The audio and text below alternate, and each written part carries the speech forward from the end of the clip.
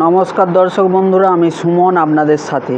দেখুন, এই মুহূর্তে ইপিএফ 95 নিয়ে বড় আপডেট উঠে আসছে, সেটাই আপনাদের সামনে আমি ভিডিও রূপে দিতে চাইছি। দেখুন, আজকে টুইটারে অর্থাৎ ইপিএফ অফিসিয়ালভাবে টুইটারে প্রকাশ করেছে যে আমরা এই 1000 টাকা যে পেনশনভোগী ইপিএফ 95-এর তাদের কিন্তু বৃদ্ধি হচ্ছে না। এটা সোশ্যাল মিডিয়া প্রচার করে চলেছে। সরকারিভাবে আমরা কোনো এরকম মিটিং করিনি, কোনো রকম হয়নি। তার মানেটা কি? এই মানুষগুলো এত বছর তাদের জীবনের যৌবন এই মানুষগুলো এই ফ্যাক্টরি অফিসে দিয়েছে, প্রাইভেট অফিস, আধা সরকারি অফিসে। সেই মানুষগুলো তারা এই বৃদ্ধ বয়সে এসে তাদের যে অধিকার, এটা অধিকার, কোনো দান চাইছি না আমরা, কোনো উপহার গিফট চাইছি না। এই মানুষগুলোর অধিকার 1000 টাকা পেনশন। আজকে এত বছর ধরে, 20 বছর ধরে 1000 টাকা চলছে। এই 1000 টাকাটা আপনারা বাড়াবেন না, এটাই আমরা সোশ্যাল মিডিয়ার মাধ্যমে সরকারের কাছে তুলে ধরছি, আমরা প্রতিবাদ জানাচ্ছি সাধারণ এই মানুষগুলোর তরফ থেকে।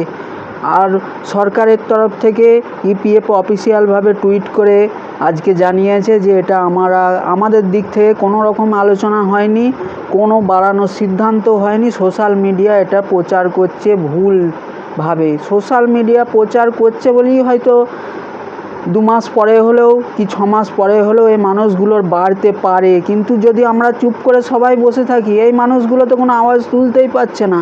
ওনাদের মাধ্যম হয়ে আমরা সোশ্যাল মিডিয়ায় যারা ইপিএফও নিয়ে ভিডিও বানাচ্ছি, সরকারের কাছে সেই বার্তাটা পৌঁছাবার চেষ্টা করছি যে মানুষগুলোকে দেখুন, এই মানুষগুলো কিন্তু 1000 টাকা পেনশন নিয়ে কতদিন চলবে।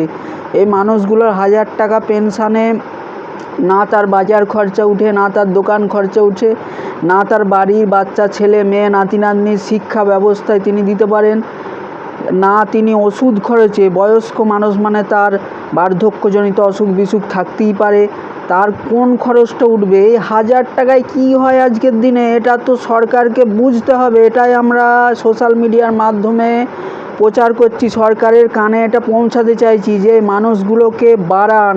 তাতে আপনারা 6 মাস বাদে হলেও বাড়ান। আওয়াজ কিন্তু আমরা তুলেই যাব এই মানুষগুলোর হয়ে, এই বয়স্ক শ্রদ্ধেয় মানুষগুলোর হয়ে আওয়াজ তুলেই যাব। আপনারাও দর্শক বন্ধুরা যারা শ্রদ্ধেয় মানুষ আছেন, যত বেশি সম্ভব কমেন্ট করবেন। এই কমেন্ট কিন্তু সরকারের কাছে পৌঁছবে, আর আমাদের ভিডিওর মাধ্যমে আপনাদের কমেন্টও পৌঁছবে, আর আপনাদের হয়ে আমরা যে আওয়াজ তুলছি সেই আওয়াজটাও পৌঁছবে। এরকম যারা চ্যানেলে ভিডিও বানাচ্ছে আমাদের মতন সোশ্যাল মিডিয়ায়, তো এই মানুষগুলোর জন্যই আমরা করছি, যারা তাতে কিছুটা সুরাহা পায়। এত বছরের তাদের অধিকারটা তারা পাবে না কেন? এটাই আপনাদের কাছে বন্ধুরা আমার বিনীত নিবেদন। আপনারা যত বেশি সম্ভব কমেন্ট করবেন, এটা কিন্তু সরকারের কাছে পৌঁছাবে। তো আজকের জন্য এইটুকুনি।